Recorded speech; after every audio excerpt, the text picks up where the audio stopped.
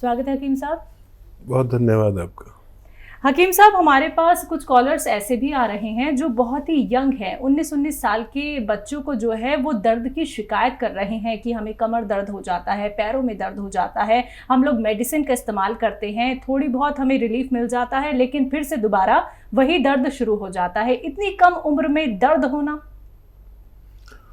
हाँ, लेकिन इनकी तादाद जो है वो बहुत कम होती है और ये कोई जर्क यानी झटका लगने से, या आजकल बच्चे वो वेट लिफ्टिंग करते हैं, कसरत करते हैं एक्सरसाइज के, उससे हो जाता है और ऐसे बच्चे ठीक भी हो जाते हैं अगर यूनानी में इलाज किया जाए।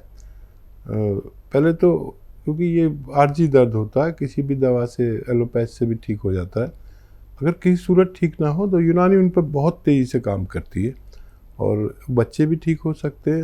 असल में ये दर्द बड़ों का बहुत है, जो 40-45 साल से आगे की उम्र के होते हैं, उनका दर्द जो है मुस्तकबिल उनका फ्यूचर बन जाता है। अगर बहुत दिन तक पेन किलर लें और फ़ायदा ना हो, सालों, आप देखते हैं कि कोई 5 साल से दर्द में तकलीफ़ में है, कोई 10 साल से और 20 साल से भी लोग तकलीफ़ उठाते हैं। ऐसे रोगियों के लिए यूनानी एक बहुत जिम्मेदारी से इलाज कर पाती है और 4-5-6 महीने इलाज से ऐसे रोगियों को, जो बहुत पुराने मरीज हैं, फ़ायदा होना मुमकिन है। पहले कॉलर हैं हमारे साथ सुभाष जैन एमपी से। स्वागत है आपका। हाँ, बोलिए। हेलो, सर से बात करना हमको, सलाम कल से।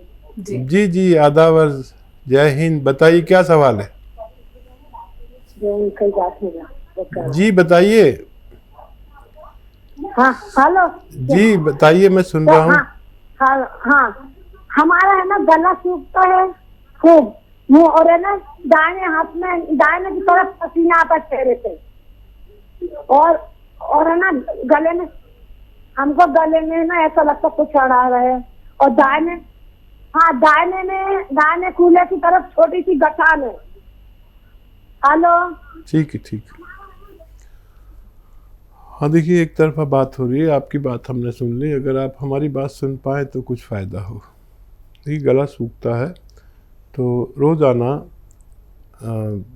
मेथी पानी में उबालकर आधा चम्मच और उसमें आधा चुटकी खाने का सोडा मिलाकर रोज़ाना पी लिया करें ये पानी, दिन में 1 बार। तो इससे आपके बहुत सारे रोग ठीक हो सकते हैं।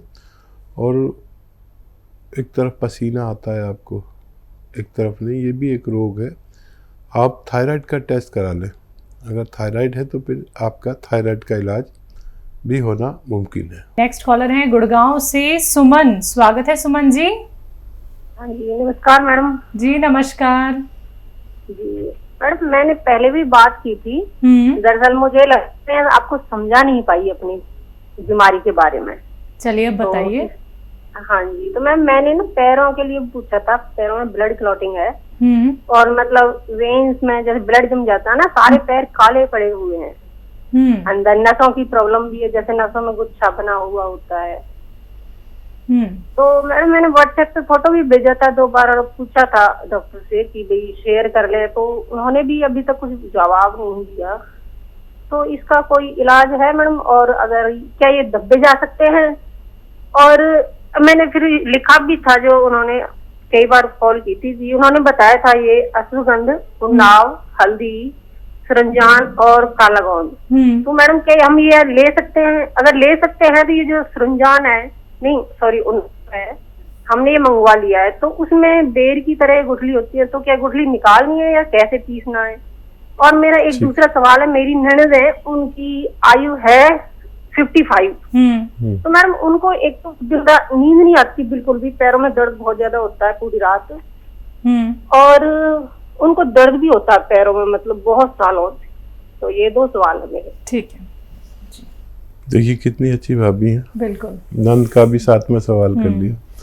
अच्छा देखिए, आप बहुत समझदार हैं और ये सब दवाइयाँ आपके पास आ गई हैं। पाउडर बनाइए और 1-1 ग्राम तीनों टाइम लीजिए, पानी के साथ बग़ैर चर्बी के दूध के साथ, या शुगर वगैरह नहीं तो जूस से भी कभी कभी ले सकते हैं, या कभी पानी, कभी जूस, कभी दूध। गोंद सिया इसमें मिला हुआ है, एक ग्राम, मतलब एक बड़ा कैप्सूल होता है ना इतना, और 5-10 दिन सब्र करें, ठीक है। और मेरा जवाब को आप आखिरी जवाब समझें, ठीक है। अलसी भून कर रख लीजिए, 200-400 ग्राम अलसी भून कर रख लीजिए, और हल्का सा भूनना, बहुत ज़्यादा नहीं कि खाने में आसानी हो जाए। फिर इसको या तो चबा के खा लें 1-1 चम्मच सुबह शाम, या पाउडर बना के रख लें, तो वैसे खा लिया करें पानी के साथ। गर्म पानी बेहतर है आपके लिए। तो ये निशान भी जाने चाहिए। और नसों को में फ्लेक्सिबिलिटी पैदा करती हैं 3 चीज़ें। देखिए, मैं जो भी चीज़ बताता हूँ वो ऐसे ही नहीं बताता, वो तजर्बे की चीज़ होती है। विटामिन ई और ऐसी चीज़ें जो अखरोट, अलसी या फिश, ये 3 चीज़ें, कोई भी चीज़ आपको अच्छी लगे वो आप खूब कसरत से खाएं। मैंने आपको अलसी बताई क्योंकि मैं सोचता हूँ मेरे साथ गरीब लोग जुड़े हुए हैं, तो अलसी इसलिए बताता हूँ। अगर कोई ऐसा लगता है कोई रईस है तो अखरोट बताऊँ, और कोई ऐसा लगे कि मांसाहारी है तो मैं कहूँ मछली। इन सब में बेहतरीन है, मछली कसरत से खाएं। ये आपके सब ठीक हो सकता है, सब्र करना, 5-6 महीने इंतज़ार करें, रोज़ाना ज़रा सा फ़ायदा की उम्मीद रखें, और ये निशान भी जाएंगे, काले निशान चले जाते हैं। मेरे तजर्बे में ऐसा आया, इसलिए मैं आपको ही बताया कि वो सब लीजिए और अलसी खाया करिए 1-1 चम्मच सुबह शाम, गर्म पानी पिया करें तो बहुत अच्छा। जी, ननंद के लिए उन्होंने पूछा है, पैरों में दर्द रहता है जिसकी वजह से सोने। हाँ, माफ़ कीजिए, आपकी ननंद को मैं भूल गया था। तो जो नुस्खा आप खा रहे हैं सुरंजान और ये गोंद सिया वाला, अपनी ननंद से भी बंटवारा कर लें, या और मंगा के उनको समझा दें, उनको भी इसी तरह लेना है, उनको फ़ायदा मुमकिन है। अगले कॉलर है यूपी से सुरेंद्र कुमार जी, स्वागत है आपका।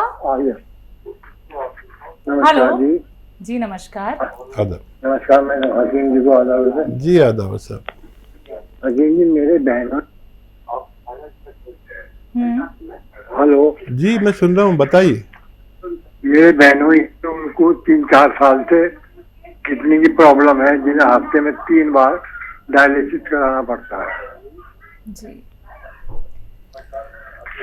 और देखिए, काश आप शुरू में ही वो करते, फिर भी मैं आपकी मदद तो करूँगा कुछ ना कुछ, लेकिन ये नौबत आने से पहले या आते ही यूनानी से संपर्क करना चाहिए। और जिनका डायलिसिस 3 बार होता है परेशान हो जाते हैं, और हॉस्पिटल्स में लाइन लगी भी है। अच्छा, देखिए, ये होता क्यों है, इस पर तवज्जो दें कि हम जब भी कोई दवाएं, गरम दवाएं, एंटीबायोटिक दवाएं, पेन किलर दवाएं खाते हैं, तो उनके साथ कुछ ऐसा नहीं लेते जो हमारी किडनी की हिफाजत कर सके, लीवर की का हिफाजत कर सके। बहुत ज़रूरी है। तो वो दवाएं हमारी किडनी या लीवर पर असर करके जाती ही हैं। अगर किसी ने भी 15 दिन से ज़्यादा लगातार कोई एंटीबायोटिक या पेन किलर का इस्तेमाल किया तो ये असर आ जाता है। तो कभी भी किसी को, ऐसे लाखों करोड़ों मरीज़ हैं जो जिनका जीवन दवा बन चुका है, उनको चाहिए कि कैप्सूल पी केयर भी रोज़ाना 1 बार या 2 बार लिया करें। इससे हमारी किडनी और लीवर और मेन पार्ट्स ऑफ बॉडी की बड़ी हिफाजत रहती है, कैप्सूल पी केयर। और ये लेना शुरू करें आप भी, दिन में 2 बार, और फिर देखें कि कितनी बार आपका डायलिसिस कम होता है। ये क्रिएटिनाइन को डाउन करता है। जिनकी किडनी की गंदगी बढ़ जाती है उसे क्रिएटिनाइन कहते हैं, जिसकी वजह से डायलिसिस कराना पड़ता है। आइए बात करते हैं अगले कॉलर से। स्वागत है आपका, मनु। हाँ सर, नमस्ते नमस्ते मैडम। जी नमस्कार, कहाँ से बात कर रही हैं? सुलेमान जी से, हरदोई से। ठीक है, सवाल हम नोट कर रहे हैं। हकीम जी बहुत काबिल हैं, आप भी बहुत अच्छा साफ बोलती हैं, समझ में आ जाती है आपकी बोली। बोले हकीम जी भी बहुत अच्छे हैं, बिना पैसों के बता देते। तो हमारे मुँह जो है हर महीने हो जाता है, हम नोट कर रहे हैं काफी देर। क्या हो जाता?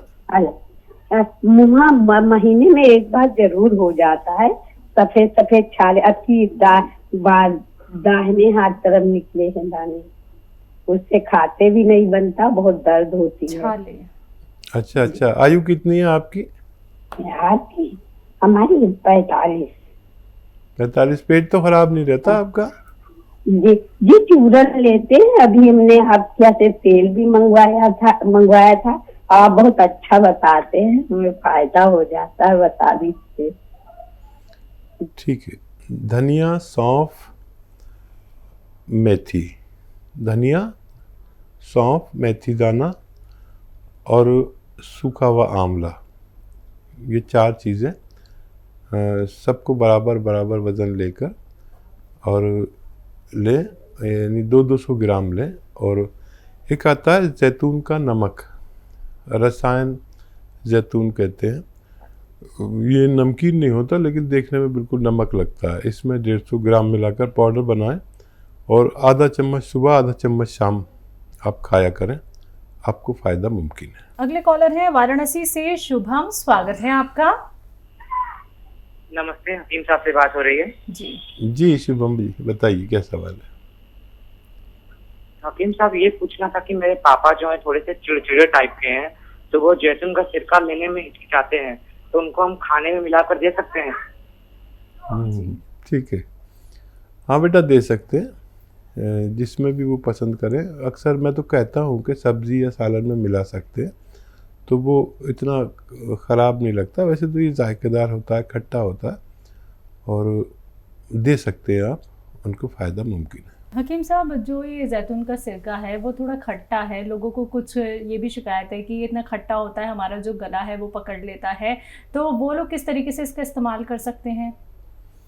देखिए, किसी भी चीज़ की तासीर को बदलने के लिए, जैसे खट्टा है और ठंडा है, तो इसको बदलने के लिए गर्म चीज़ें इसमें मिला दें। मैं अक्सर बताता हूँ कि अदरक का जूस मिला दें, लहसुन का जूस मिला दें, तो ये गर्म हो जाता है। मतलब गर्म भी नहीं रहता, ठंडा भी नहीं रहता, बीच वाला हो जाता है, दरमियानी हो जाता है, तो उसमें मिला सकते हैं। जिन लोगों को शुगर नहीं है, शुगर भी इसमें मिला सकते हैं, हनी मिला सकते हैं इसमें, और इसे खाने के बहुत तरीके हैं। इसका मिजाज बदलना भी आप लोग सीख लें, ताकि ठंडे मिजाज के लोग भी इसको इस्तेमाल कर सकें। अगले कॉलर है महाराष्ट्र से शाहीन, स्वागत है आपका। हेलो। हाँ जी। तो मैडम, हमको हकीम साहब से बात करनी थी है। जी फरमाइए। शाहीन, मैं बात कर रहा हूँ आपसे। अस्सलाम वालेकुम हकीम साहब। वालेकुम सलाम, जीती रहिए, बताइए। तो हमारे बच्चे की हमने दवा मंगाए थे, कलौंजी का नमक, तो उसकी थोड़ी उसको फर्क हुआ, लेकिन उसकी ना हालत नहीं बन रही। अच्छा, क्या उसकी प्रॉब्लम थी? हालत बनती है उसकी ऐसा दुबला होते हो। ठीक है, उसको फ़ायदा शुरू हो गया है और अभी शुरू हुआ है। ये फ़ायदा होने के बाद उसकी हालत भी बन जाएगी, सेहत बनना शुरू हो जाएगा। और अगर नहीं बने तो वैसे तो ये ख़त्म होते होते सेहत अच्छी होना चाहिए, नहीं तो आप एक और नुस्खा ले लेना, और वो होता है गोंद मोरिंगा, सफ़ेद वाला। ये आधा ग्राम आधा ग्राम पानी में या नारियल पानी मिला के रोज़ देने से उनकी सेहत भी अच्छा होना मुमकिन है।